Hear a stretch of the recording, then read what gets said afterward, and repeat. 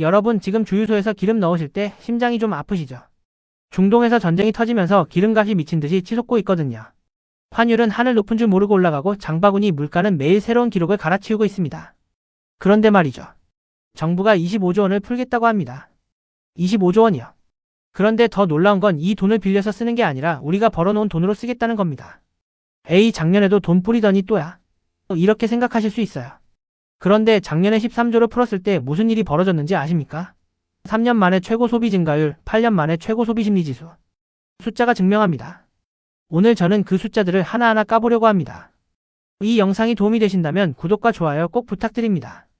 자, 먼저 지금 무슨 상황인지부터 정리하겠습니다. 2026년 2월 미국이 이란을 기습 침공했습니다. 중동에서 진짜 전쟁이 터진 거예요. 이게 한 달이 넘도록 끝날 기미가 보이지 않고 있죠.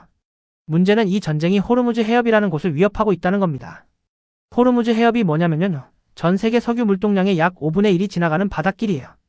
쉽게 말해서 세계 경제의 기름 파이프라인인 거죠. 여기가 막히면 어떻게 되겠습니까? 기름값이 폭등합니다. 실제로 두바이유가 배럴당 150달러까지 치솟을 수 있다는 경고까지 나왔어요. 이게 어느 정도냐면요. 평소 우리가 알던 유가의 거의 2배 가까운 수준입니다. 기름값이 오르면 뭐가 같이 올까요? 전부 다 올라요. 택배비, 버스비, 난방비, 공장 돌리는 비용, 식당에서 쓰는 식용유까지. 경제학에서 이걸 고유가, 고환율, 고물가, 삼중고라고 부르거든요. 지금 대한민국이 딱 이 상황입니다. 경제협력개발기구 OECD는 이 상황을 보고 한국의 올해 경제성장률 전망치를 2.1%에서 1.7%로 확 낮춰버렸어요. 유독 한국만 0.4%포인트나 깎은 겁니다. 왜냐하면 한국은 에너지를 거의 전량 수입에 의존하는 나라거든요. 중동 전쟁이 터지면 한국 같은 나라가 가장 먼저 가장 크게 타격을 받을 수밖에 없는 구조인 거죠. 그런데 사실 이번이 처음이 아닙니다. 돌이켜보면 대한민국 경제는 2022년 2분기부터 2024년 4분기까지 무려 11분기 연속으로 소매 판매가 떨어졌어요. 거의 3년 가까이 사람들이 지갑을 닫고 있었다는 뜻이거든요. 거기에 2024년 12월 비상계엄이라는 초유의 사태까지 터지면서 소비심리가 완전히 얼어붙었습니다. 새 정부가 출범하고 나서야 겨우 분위기가 반전될 조짐이 보이기 시작했는데 이번엔 중동 전쟁이라는 외부 충격이 날아온 거예요. 그래서 정부가 다시 한번 추경이라는 카드를 꺼내든 겁니다. 이번엔 25조 원 규모로요. 그렇다면 여기서 당연히 이런 의문이 드시겠죠. 작년에도 돈 풀었잖아. 그거 효과는 있었어? 바로 그 이야기를 지금부터 해보겠습니다. 여러분이 만약 가게 사장님이라고 생각해보세요. 3년 동안 손님이 계속 줄었습니다. 매출은 바닥이고 월세는 밀리고 폐업을 고민하고 있어요. 그런데 어느 날 갑자기 동네 사람들이 쿠폰을 들고 줄을 서기 시작합니다. 이틀 만에 매출이 10% 뛰었어요. 이게 작년 7월에 실제로 벌어진 일입니다.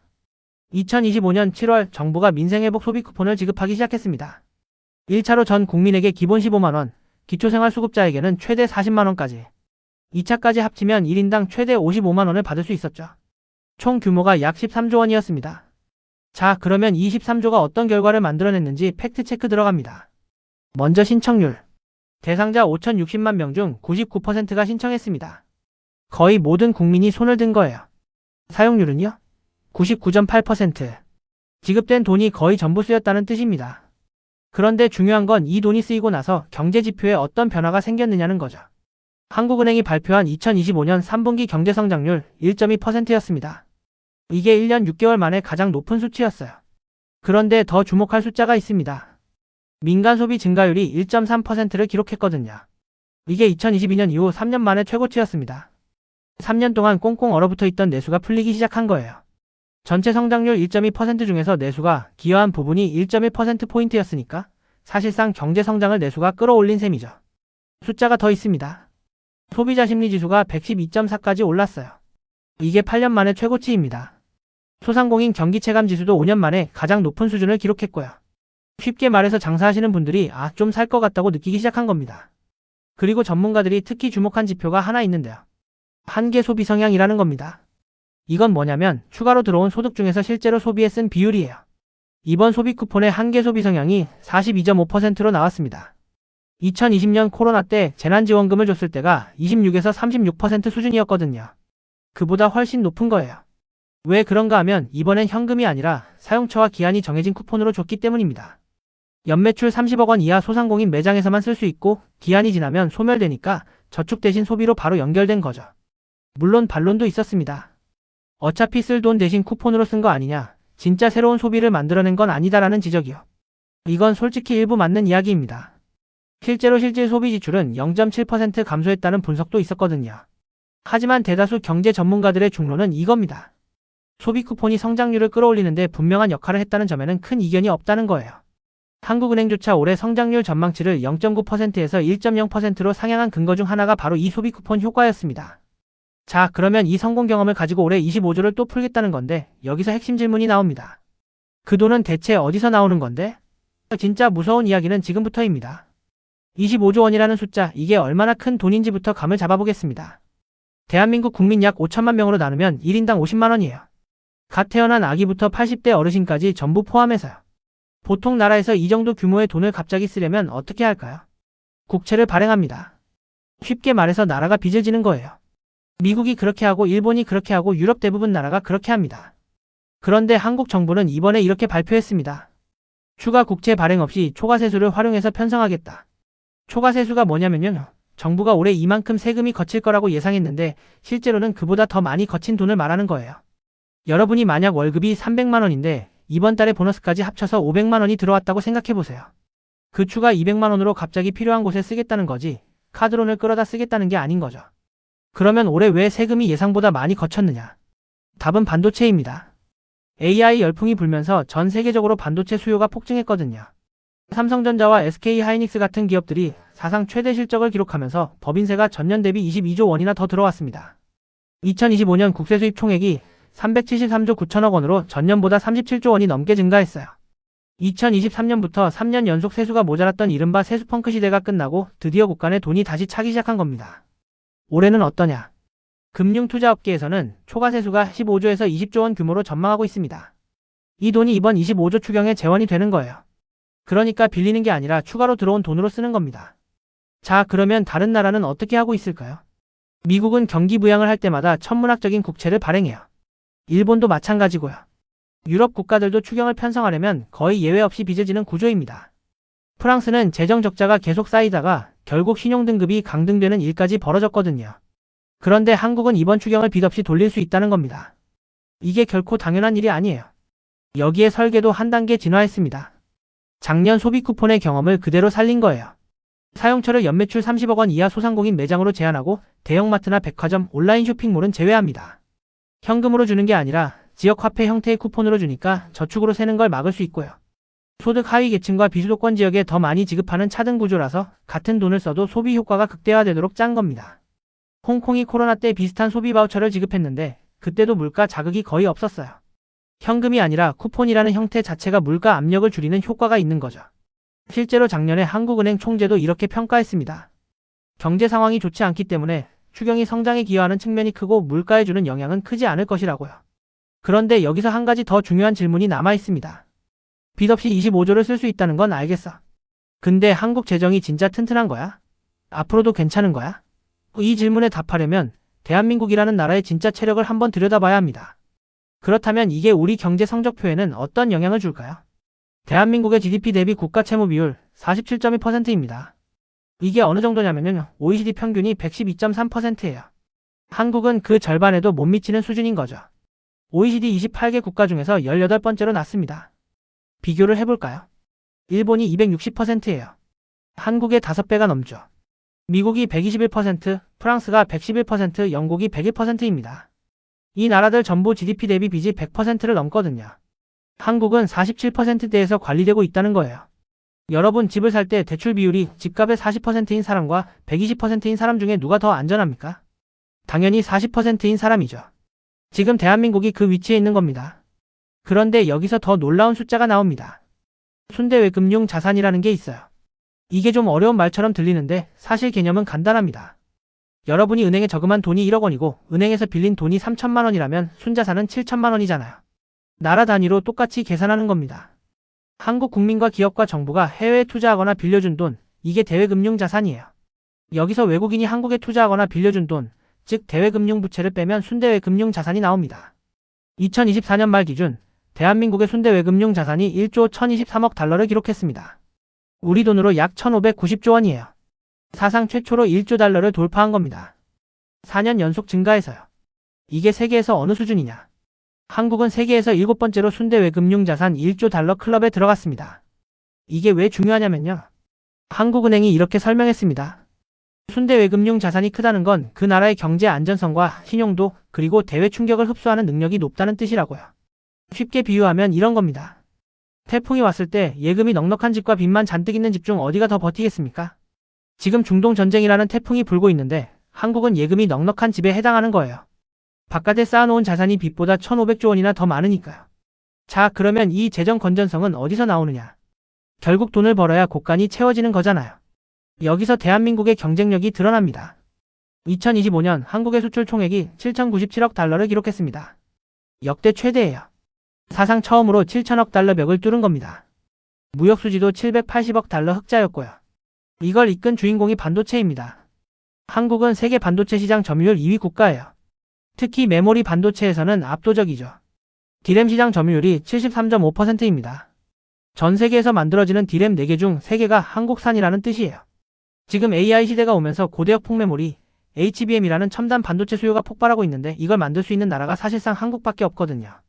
2025년 12월 한 달에만 반도체 수출이 208억 달러로 역대 월간 최고 기록을 갈아치웠습니다. 그리고 반도체만이 아닙니다. 화장품 수출이 역대 최고를 찍었고 바이오헬스 수출이 22.4% 성장했고 농수산식품도 역대 최고 실적을 경신했어요. K-팝, K-드라마, K-뷰티, 한류가 만들어낸 문화 경쟁력이 실제 수출 숫자로 바뀌고 있는 겁니다. 한쪽에만 기대는 게 아니라 다리가 여러 개 생기고 있다는 거죠. 경제 전문가들은 이걸 이렇게 표현합니다. 한국 경제는 위기 때마다 쓰러지는 게 아니라 위기 때마다 체질이 바뀌는 나라다. 물론 걱정도 있습니다. 한국이 기축통화국이 아니라는 점. 고령화 속도가 세계에서 가장 빠르다는 점. 이런 구조적 리스크는 분명히 존재해요. 하지만 지금 이 시점에서 팩트만 놓고 보면 25조 원짜리 추경을 빚 없이 편성할 수 있는 재정 여력과 그걸 뒷받침하는 수출 경쟁력을 동시에 가진 나라, 세계에 많지 않습니다. 그렇다면 요즘 많은 분들이 걱정하시는 환율 이야기를 안 하고 넘어갈 수 없겠죠. 환율이 이렇게 오르는데 정말 괜찮은 걸까요? 그리고 이번 추경이 우리 살림살이에 구체적으로 어떤 변화를 가져올 수 있을까요? 요즘 환율 보면 가슴이 철렁하시죠? 원달러 환율이 1,500원대를 넘어서면서 유학비 보내시는 부모님들, 수입 원자재 쓰시는 자영업자분들 다 힘드시잖아요. 이건 사실이고 부정할 생각 없습니다. 그런데 경제라는 게 재밌는 게요. 동전에 항상 양면이 있거든요. 환율이 오른다는 건 원화 가치가 떨어진다는 뜻인데 뒤집어 보면 한국 수출품의 가격 경쟁력이 올라간다는 뜻이기도 합니다. 단기적으로 수출 기업 10곳 중 약 6곳의 영업이익률이 올라간다는 분석도 있습니다. 자본시장연구원에서도 이런 분석을 내놨어요. 지금처럼 통상 환경의 불확실성이 큰 시기에는 원화 약세가 오히려 수출 기업의 가격 경쟁력을 높이는데 긍정적으로 작용할 수 있다고요. 그리고 한 가지 더 중요한 게 있습니다. 한국이 세계 국채지수 WGBI에 편입이 되면 외국인 자금이 국내 채권 시장으로 대규모로 들어오게 되거든요. 그러면 달러가 유입되면서 환율이 안정되는 방향으로 움직일 가능성이 높아요. 대외경제정책연구원도 중장기적으로는 원화가 강세로 전환될 것으로 내다보고 있습니다. 그러니까 지금의 고환율이 영원히 계속되는 게 아니라는 거죠. 다만 문제는 그 사이에 서민들이 버텨야 한다는 겁니다. 돈은 아주 겁이 많아요.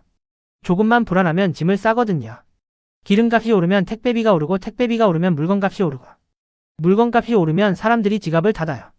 이 악순환의 고리를 끊는 게 바로 이번 추경의 역할입니다. 작년에 소비 쿠폰이 왜 효과가 있었는지 기억나시죠?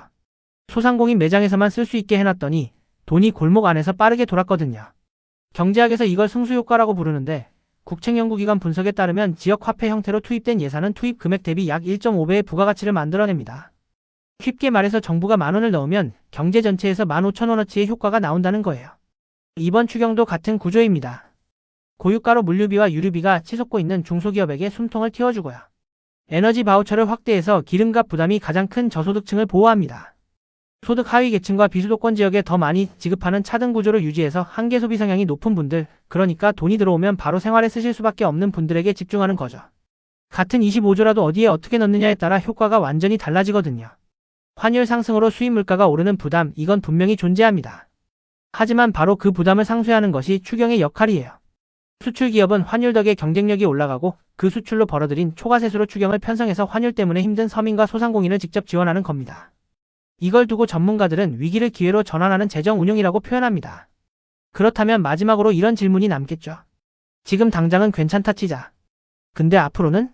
이렇게 돈 풀다가 결국 무너지는 거 아냐? 이 질문에 대한 답 지금부터 드리겠습니다. 여기서 한 가지 꼭 말씀드리고 싶은 게 있습니다. 지금 힘든 건 우리나라만이 아니에요. 전 세계가 이 중동 전쟁 때문에 골머리를 앓고 있거든요. 오히려 다른 나라 상황을 보시면 우리가 얼마나 괜찮은 편인지 느끼실 겁니다. 바로 며칠 전 필리핀이 국가 에너지 비상사태를 선포했습니다. 전쟁 이후 세계에서 처음으로 비상사태를 선포한 나라예요. 왜 그랬을까요?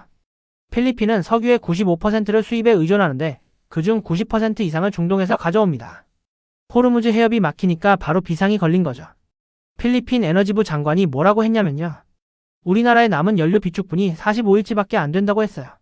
한 달 반 뒤에는 비행기도 못 띄울 수 있다고 대통령이 직접 말했습니다. 지금 필리핀에서는 관공서가 점심시간에 전기를 끄고 있고 공공기관은 주 4일째 근무를 시작했어요. 급한 대로 5년 만에 처음으로 러시아산 석유를 다시 수입하기로 했고요. 인도에서는 어떤 일이 벌어지고 있냐면요. 가스가 부족해지니까 식당에서 튀김 요리를 못하겠다는 거예요.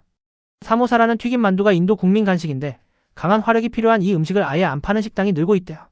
기름이 부족해서 국민 간식을 포기하는 나라가 나오고 있는 겁니다. 유럽도 마찬가지예요.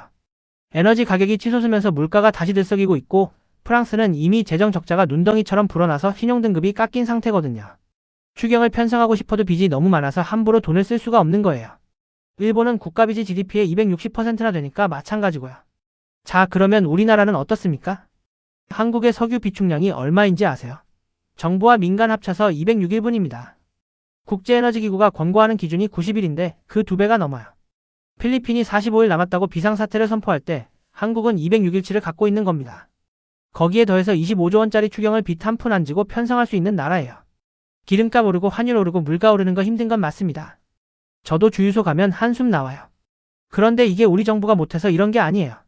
중동에서 전쟁이 터졌고 그 바람에 전 세계가 같이 흔들리고 있는 겁니다.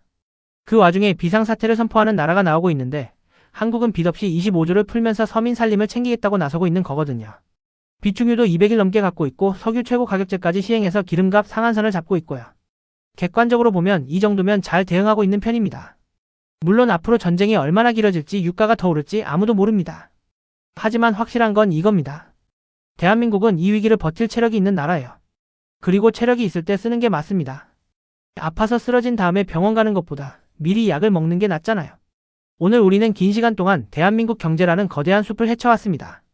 중동에서 전쟁이 터지고 기름값이 폭등하고 환율이 치솟는 이 불안한 시대에 과연 우리나라는 괜찮은 건지, 정부가 25조를 푼다는데 그게 맞는 건지, 그 질문의 답을 찾아보는 여정이었죠. 기억하실 장면들이 있을 겁니다. 작년에 13조를 풀었더니 3년 만에 소비가 가장 많이 살아났다는 것. 신청률 99%에 사용률 99.8%, 거의 모든 국민이 참여했고 거의 모든 돈이 쓰였다는 것. 그리고 이번 25조는 빌리는 돈이 아니라 우리가 벌어놓은 돈이라는 것. 국가빚이 GDP 대비 47%로 일본의 5분의 1도 안 된다는 것. 해외에 쌓아놓은 순자산이 1,500조 원으로 세계 7번째라는 것. 이 영상은 이런 질문을 던지고 있습니다. 위기에 쓸 수 있는 돈이 있다는 건 평소에 잘 관리했다는 증거 아닐까요? 재정 건전성이라는 건 아껴놓기만 하라고 있는 게 아니라 바로 이런 순간에 국민을 위해 쓰라고 있는 것 아닐까요? 정답은 없습니다. 하지만 오답은 있어요. 바로 무관심입니다. 이 25조가 어디서 와서 어디로 가는지, 그 돈이 내 살림에 어떤 영향을 미치는지 우리 모두가 관심을 갖고 지켜봐야 합니다. 여러분의 생각이 궁금합니다. 이번 전쟁 추경이 적절한 대응이라고 생각하시나요? 효과는 있겠지만 좀 더 신중해야 한다고 생각하시나요? 여러분의 댓글 하나하나가 이 채널을 더 좋은 콘텐츠로 채우는 힘이 됩니다. 오늘도 끝까지 시청해주셔서 감사합니다. 다음 영상에서 더 깊은 인사이트로 찾아뵙겠습니다.